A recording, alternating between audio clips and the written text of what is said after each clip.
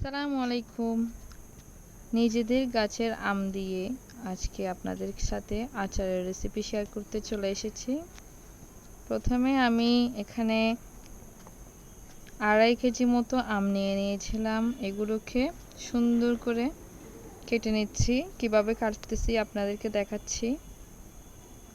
প্রথমে মাঝখানে কেটে নিয়েছি, এরপর আবারও কাটা অংশগুলোকে 2 ভাগে ভাগ করে নিয়েছি। এইভাবে আমি একটি আমকে 4 থেকে 6 পিসের মতো করেছিলাম। যেগুলো একটু বড় আম ওইগুলোকে আমি 6 পিস করেছি। এগুলো একটু ছোট, তাই এগুলোকে 4 পিসের মতো করে নিয়েছি। এইভাবে আমি খোসা সহ এবং আঁটি সহ এই আমটি তৈরি করছি। এভাবে আমি সবগুলো আম কেটে নিয়েছি। এরপর চলে যাচ্ছি আচারের মশলাটা তৈরি করতে। আচারের মশলার জন্য এখানে 2 টেবিল চামচ পরিমাণ কালো সরিষা, 1 টেবিল চামচ জিরা এবং 1 টেবিল চামচ 5 ফোড়ন নিয়েছি এবং 4-5টার মতো শুকনো লঙ্কা নিয়েছি। এগুলোকে সুন্দর করে হালকা করে টেলে নিচ্ছি। টেলে নেওয়ার পর এগুলো আমি একটি হামানদিস্তায় গুঁড়ো করে নিয়েছি। এরপর চুলায় একটি হাঁড়ি বসিয়ে এর মধ্যে সরিষার তেল দিয়েছি এবং তেলগুলো হালকা গরম হয়ে আসলে এর মধ্যে 5 ফোড়ন দিয়ে একটি ফোড়ন দিচ্ছি এবং একটু আস্ত জিরা দিয়ে দিয়েছি কয়েকটু। এরপর এগুলো একটু ভাজা ভাজা করে নিব। এরপর এখানে অ্যাড করে দিব কিছুক্ষণ ভাজার পর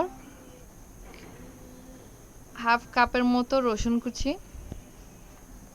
আপনারা চাইলে রসুনগুলো বেটেও ইউজ করতে পারেন।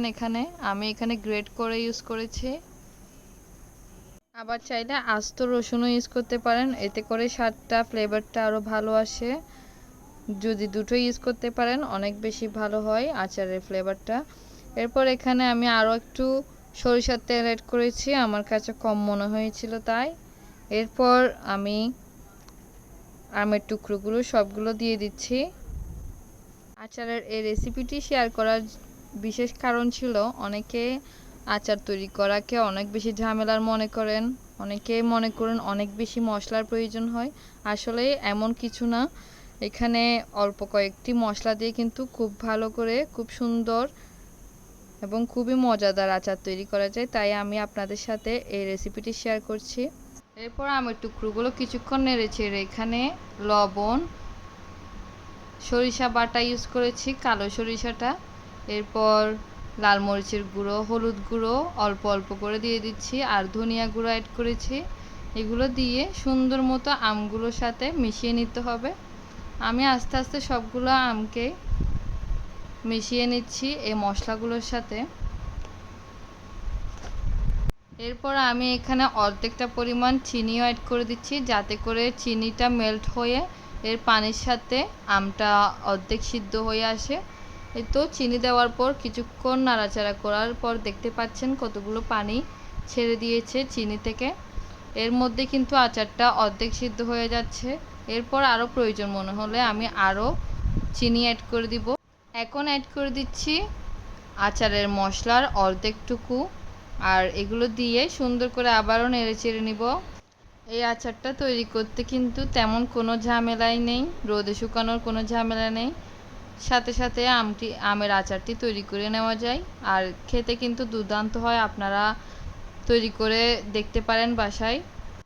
এরপর আচারের মধ্যে আমি 2 টেবিল চামচ পরিমাণ হোয়াইট ভিনেগার ইউজ করছি, যাতে করে আমটা দীর্ঘদিন ভালো থাকে। এরপর আবারও নেড়েচেড়ে নিব। আমি মাঝখান দিয়ে আবারও এখানে চিনি অ্যাড করেছি, কারণ আমার চিনিটা কম মনে হয়েছিল। আপনারা বুঝে শুনে চিনিটা অ্যাড করবেন। আমি সব সময় বলি চিনিটা যার যার পছন্দ অনুযায়ী দিতে, কারণ অনেকেই মিষ্টি আচার খেতে পছন্দ করে, অনেকেই টক মিষ্টি খেতে পছন্দ করে। এই তো আমার আচারের ফাইনাল লুক। আচারটি হয়ে গিয়েছে। আপনাদের কাছে কেমন লেগেছে অবশ্যই কমেন্ট করে জানাবেন।